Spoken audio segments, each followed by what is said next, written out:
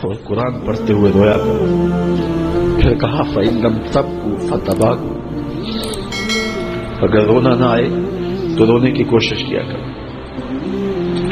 حضرت داتا گنج بخش علی حجویری سے ایک مرید نے پوچھا حضرت اگر رونے کی کوشش کریں پھر بھی رونا نہ آئے؟ فرمایا مقدر پہ رویا کرو. اتنے سخت دل ہو گئے ہو.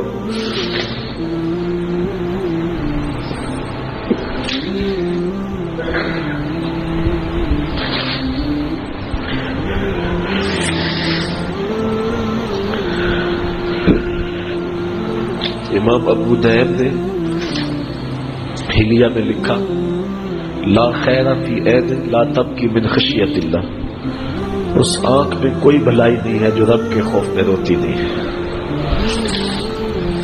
رومی کہتے ہیں جہاں پانی چلتا ہے وہاں سبزہ اگتا ہے، اور جہاں آنسو چلتے ہیں وہاں رب کی رحمت اترتی ہے.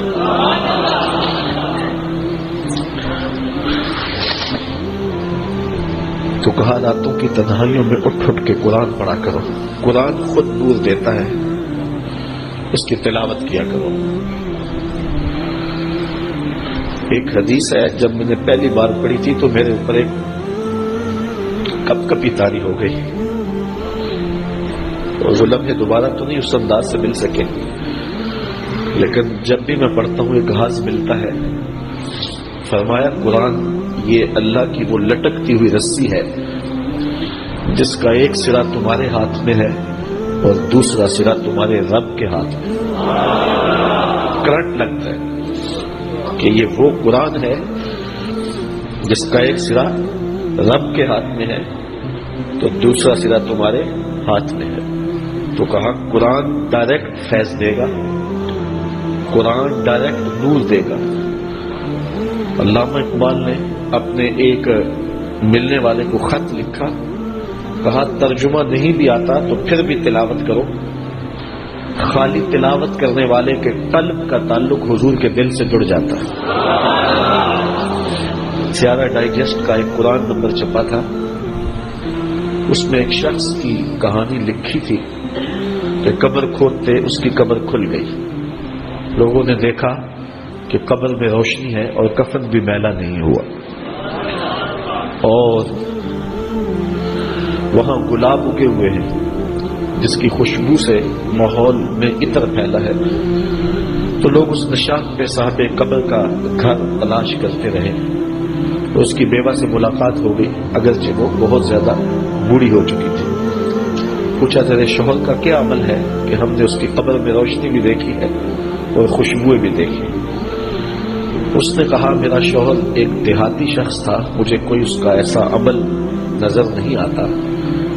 ہاں یہ مجھے یاد ہے کہ وہ قرآن مجید تو نہیں پڑھا تھا لیکن اس کتاب سے محبت اسے بڑی تھی، اور صبح جب نماز پڑھنے جاتا تو لوگ قرآن مجید کھول کے بیٹھتے تو اسے بڑا دکھ ہوتا کہ میں بھی قرآن پڑھا ہوتا تو مجھے بھی یہ برکت نصیب ہوتی.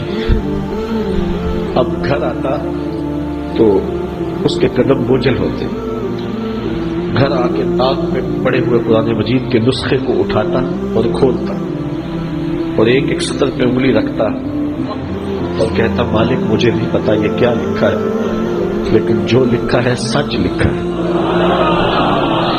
پھر نیچے آ جاتا، کہتا مالک مجھے نہیں پتا یہ کیا لکھا ہے، میری بدقسمتی ہے مجھے نہیں پتا، لیکن جو لکھا ہے سچ لکھا ہے، تیرا کلام ہے.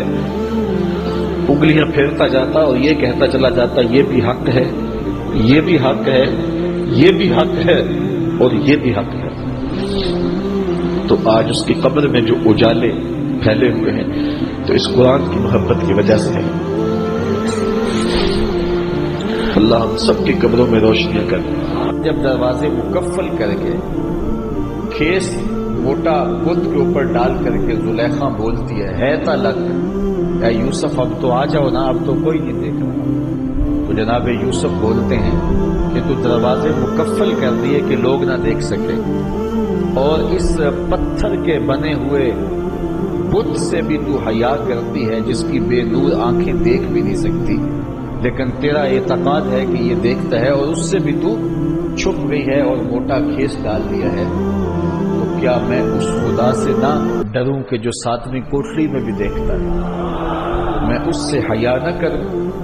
تو یہ ایسی روشنی تھی کہ حضرت یوسف اس سے جان چھڑا کر کے بھاگے. دروازے کو تالا چڑھا ہوا تھا، لیکن جو ہی حضرت یوسف دوڑے تو تالا ٹوٹ گیا اور دروازہ کھل گیا. پھر دوسرے کمرے میں، پھر تیسرے کمرے میں، پھر چوتھے کمرے میں، حتیٰ کہ 7 کوٹریوں سے باہر نکلے اور دروازہ کھلتا چلا گیا. تو جب اللہ کا ڈر اور اس کا خوف اور اس کی خشیت سینے میں ہو تو پھر رکاوٹیں ہٹتی چلی جاتی ہیں اور انسان بدی سے بچتا ہے